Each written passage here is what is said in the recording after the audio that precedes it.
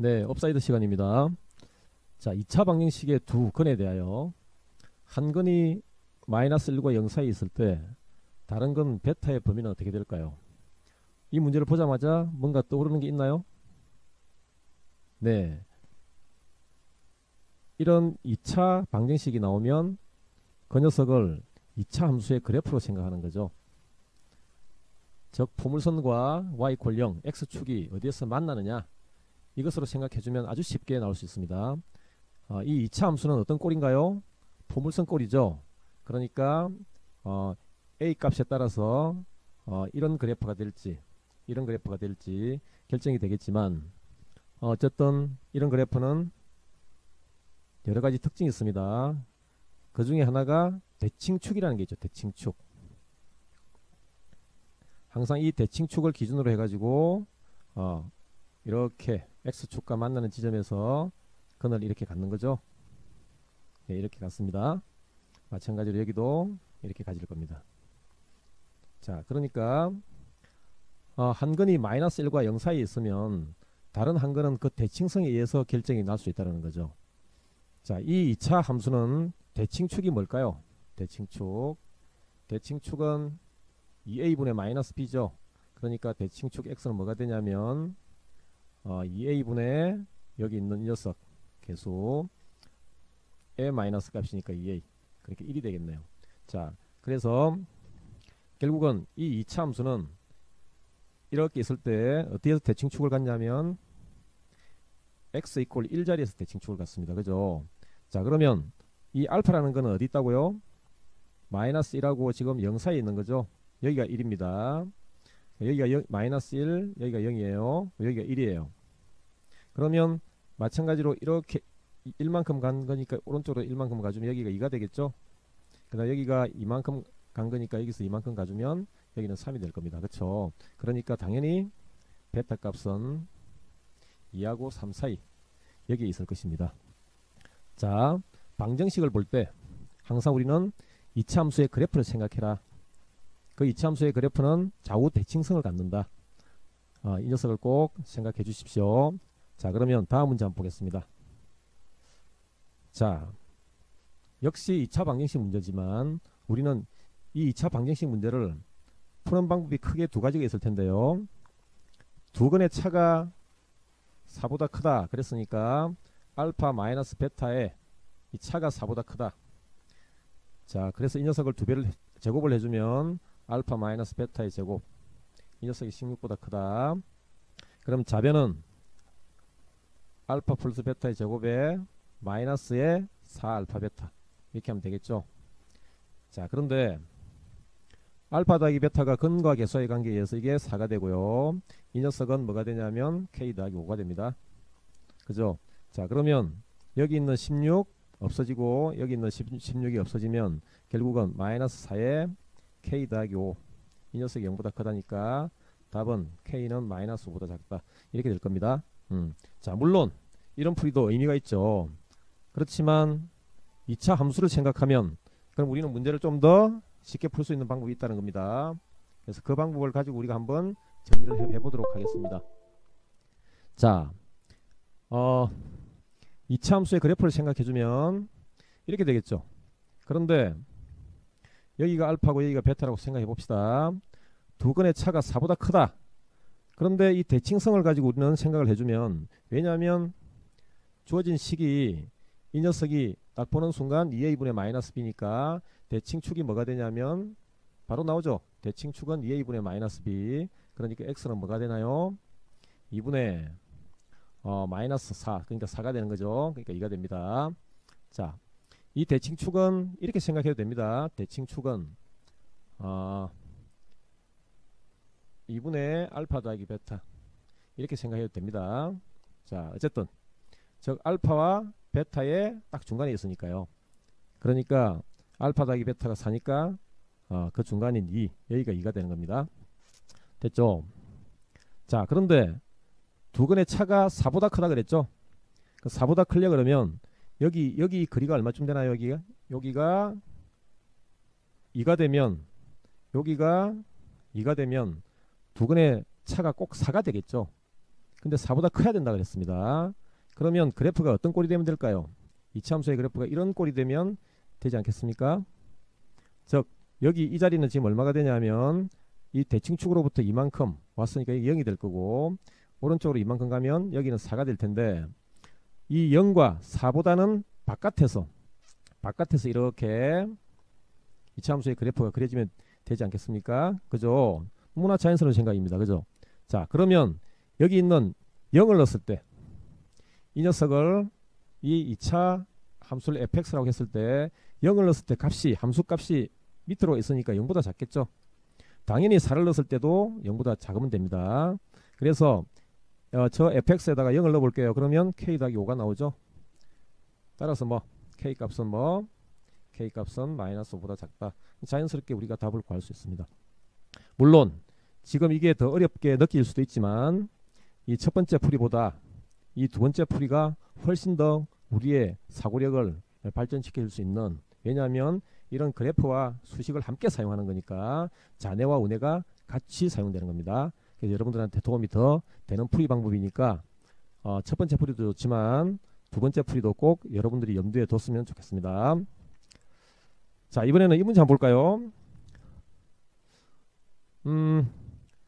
fx의 최고차의 개수가 음수니까 이런 그래프가 되겠죠. 근데 여기 꼭지점이 얼마라고요? 1,1란 말입니다. 자, 그런데 지금 새로운 이런 어떤 방정식이 하나 주어졌는데 x에 대한이 아니고 fx에 대한 2차 꼴의 방정식입니다. 그렇죠? 요걸 인수분해 보면 이게 1, 3이니까 여기 플러스 마이너스. 자, 그러면 fx가 얼마가 된다고요? 1하고 또는 fx가 뭐라고요? 마이너스 3이 되겠죠. 자, 그러니까 이놈은 지금 y = fx고요. 즉 이 녀석은 어떻게 해석을 해야 되냐면 요놈이 y가 되는, 즉 왼쪽에 있는 이 그래프와 오른쪽에 있는 y = 1 직선이 몇 군데서 만나느냐? 두 군데서 만나면 서로 다른 두 개의 실근, 이렇게 되겠죠. 역시 마찬가지로 이 녀석이 y = fx와 y = -3 두 개의 그래프가 몇 군데서 만나느냐, 그것을 의미하는 것과 똑같습니다. 자, 그래서 이런 그래프가 있는데, 그런데 여기 꼭지점이 아까 1,2라 그랬죠. 자, 그런데 x = 2니까 y = 1이니까 y = 1은 여기 있을 겁니다. 그렇죠? 왜냐하면 여기가 2니까요. 그러면 지금 몇 군데서 만나나요? 네, 두 군데서 만나죠. 여기가 x축이라면 이 교점의 x값, 이걸 우리는 근 하나로 보고 교점의 x값, 이놈을 새로운 근이라고 생각하면 됩니다. 그래서 두 개 근이 나왔습니다. 자, 마찬가지로 두 번째 fx가 -3일 때도 마찬가지겠죠. 이렇게 그래프가 있다면 여기가 1,입니다. 자, 이렇게 그래프가 있습니다. 자, 이게 x축이고요. 그럼 이번에는 y = -3과의 만남이니까 y = -3 이 정도 있다고 생각해 봅시다. 자, 그랬을 때 이 교점의 x값, 이걸 우리는 새로운 근 알파, 베타, 감마라고 할까요? 감마. 그 다음에 이 녀석을 이 녀석이네요. 교점의 x값, 이 녀석을 델타라고 합시다. 그러면 결국은 여기서 근 알파, 베타, 그 다음에 여기서는 감마와 델타, 이렇게 4개의 근이 나오겠네요. 그래서 서로 다른 실근의 개수는 4개다. 자, 그 실근의 합은 어떻게 될까요? 자, 실근의 합은 이렇게 쓸 수 있겠습니다. 한번 봅시다. 자, 여기가 1이에요. 여기가 5예요. 그러면 이 중간값은 얼마일까요? 그야말로 1과 5의 중간값이니까 2분의 1 더하기 5가 됩니다. 그러니까 3이 되겠죠. 자, 마찬가지입니다. 지금 우리는 알파 더하기 베타 값을 구할 거지만 이 중간에 있는 값을 알면 아주 쉽게 구할 수 있습니다. 한번 보십시오. 알파 더하기 베타를 2로 나눈 녀석이 1이니까 따라서 알파 더하기 베타는 얼마요? 2가 됩니다. 자, 마찬가지로 여기도 마찬가지입니다. 자, 이 값이 지금 얼마냐면 1이니까요. 요놈과 요놈의 감마와 델타의 절반값이 얼마냐면 1이니까 감마 더하기 델타도 역시 2가 됩니다. 그렇죠? 자, 그래서 우리가 찾고자 하는 모든 실근의 합은 얼마가 되냐면 알파 더하기 베타의 2, 감마 더하기 델타에서 2. 그래서 여기는 답이 4가 되겠습니다. 자, 그래서 A 더하기 B 값은 얼마가 되냐면 8 이렇게 됩니다. 자, 항상 방정식의 해를 구할 때는 그 방정식의 해를 구할 때는 함수의 그래프를 사용하면 좋다. 그래서 그래프를 이용해서 그 교점의 해, 교점의 x값, 그 값이 어떤 주어진 방정식의 해니까 그 원리를 여러분들이 잘 사용하면 여러 가지로 도움이 됩니다. 자, 이번에는 이런 문제를 한번 보겠습니다. 두건이 2차 방정식의 두건이 마이너스 3하고 2네요. 그쵸? 자, 그러면 이 fx는 이렇게 되겠습니다. 그죠? 최고차의 계수가 뭔지 몰라요. 자, 그래서 a라고 둡니다.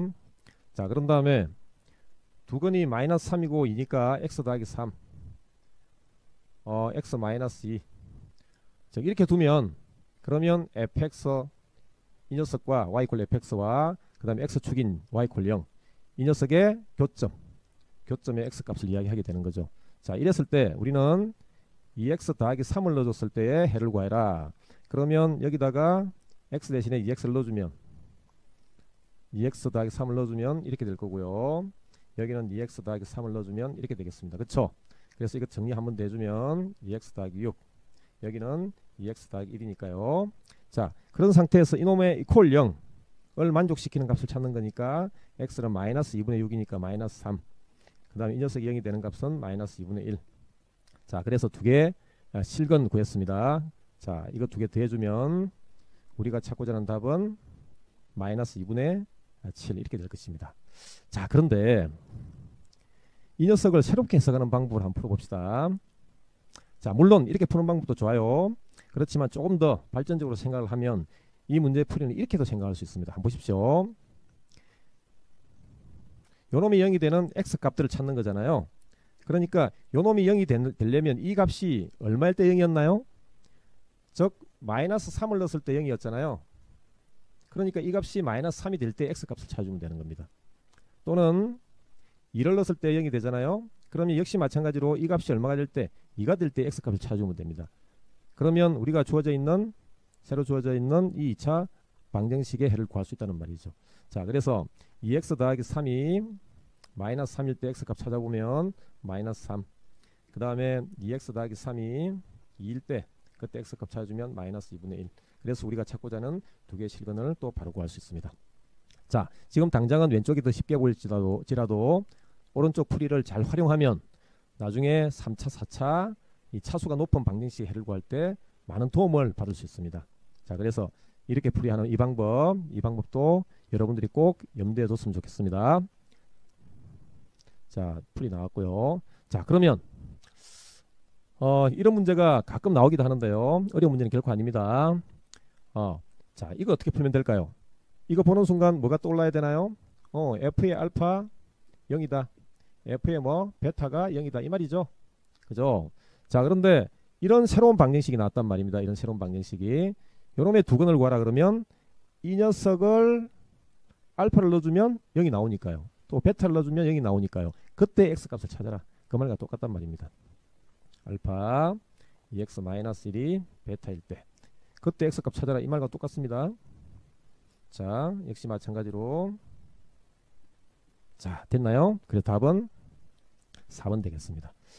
자, 가끔 이런 문제가 나오면 단순하게 생각해서 풀어도 되지만 조금 고급지게 이렇게 적용해서 풀어들다 보면 그러면 나중에 좀 복잡한 그런 방정식 문제에서도 여러분들은 더 쉽게 접근할 수 있는 그런 수학적 사고력이 생길 수 있습니다. 자, 오늘 수업은 여기까지 하겠습니다. 자, 수고하셨습니다.